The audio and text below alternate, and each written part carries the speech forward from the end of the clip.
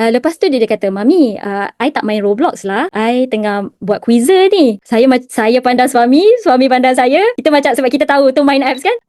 Okay, so saya share sikit lah saya punya testimoni saya lah.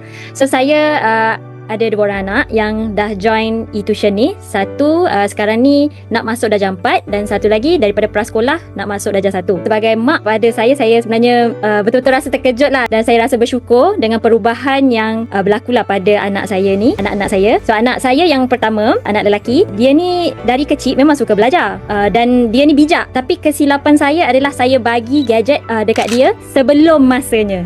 So saya dah introduce awal dan tanpa kawalan. So dekat situ nampaknya macam dah tersilap lah kat situ kan. Dan saya juga terlalu percaya pada kebijaksanaan dia sampai saya terlupa perkara penting, iaitu walau sepintar mana pun anak kita ni, mereka tetap kanak-kanak yang perlukan bimbingan dan perlukan boundaries lah daripada ibu bapa. So bila terlalu dibiarkan, anak pertama saya ni mula terdedah lah kepada game yang kontennya tak berapa elok lah, okay? Dan terlalu main game lah. So dia suka main game. So inilah sebabnya saya, dari situlah saya jumpa main apps ni tanpa saya ternampaklah kawan post di statusnya. So dekat situ satu kejadian yang betul-betul buat saya tersentuh lah. Masa tu saya dan saya satu keluarga makan kat luar. Itu Sabtu Ahad. Memang kami dah bagi anak ni, kami hanya benarkan anak-anak guna phone hanya pada Sabtu dan Ahad. So masa tu pergi makan lah. Sementara tunggu makan, dia orang pun main phone. So anak saya yang pertama ni main lah phone. Mula-mula saya tegur. Dia cakap, kuat sangat lah, kenapa bising sangat? Lepas tu dia macam, dia diam je lah, dia slowkan. Tapi sebab masa tu saya dah mula introduce dah main apps pada anak-anak. Tapi saya tak tahu yang dia sendiri tanpa saya suruh dah gunakan main apps tu, main game, main apps, main quizzer. So saya macam tegur je lah, boleh tak stop sekejap, kita nak makan ni. Saya nak marah lah masa tu, tapi dia macam, dia diam je. Dia cakap okay, dia kata. Dan saya pun macam, saya marah lah. Lepas tu dia kata, "Mami, I tak main Roblox lah, I tengah buat quizzer ni." Saya pandang suami pandang saya. Kita macam, sebab kita tahu tu main apps kan, kita terkejut.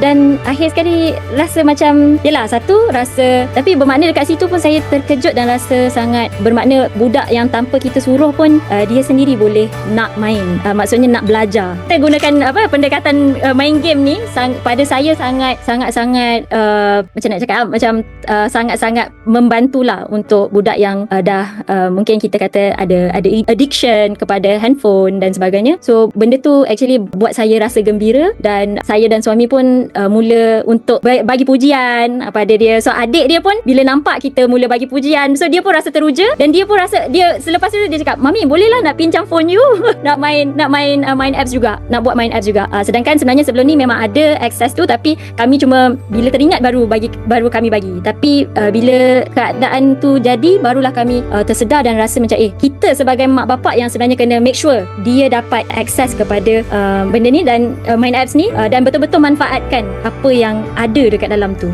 tanpa kita rasa macam benda tu bolehlah nanti boleh buat. Tapi make it as a habit. Pada pendapat saya, sebab sejak daripada tu betul-betul saya nampak perubahan bila saya sendiri encourage mereka, dan mereka sendiri nampak manfaat dia tanpa kami rasa paksa, dan mereka pun tanpa rasa terpaksa. So pembelajaran pun mula jadi macam habit harian dia orang lah, tanpa paksaan. Memang dari situ saya nampak ketara lah untuk anak saya sendiri. Dia dekat rumah, disebabkan gadget yang introduce awal, dia punya bahasa yang digunakan banyaknya English lah. Di sekolah aliran bahasa Melayu, tapi disebabkan adanya support e-tuition ni daripada main apps ni, dapat bantu dia lebih faham dekat sekolah. Sebab kita ada dua kan, English dan juga bahasa ni kan, dapat akses juga. So itu sangat-sangat membantu dia untuk faham lah. Dan saya nampak perubahan dia adalah dia lebih semangat nak pergi sekolah, sebab sebelum tu dia rasa macam tak yakin kan. Tapi Alhamdulillah sejak daripada tu sangat-sangat nampak bersemangat. So saya nak ucapkan terima kasih lah kepada e-tuition, seluruh warga e-tuition, sebab adakan satu sistem yang macam ni yang dapat bantu saya tukar habit anak saya yang gadget yang terlalu banyak ni, memupuk mereka jadi suka pada ilmu balik. So saya nak ucap terima kasih sangat-sangat kepada e-tuition, bantu saya lah sebagai ibu bapa dalam memberi support yang terbaik pada anak saya. Terima kasih.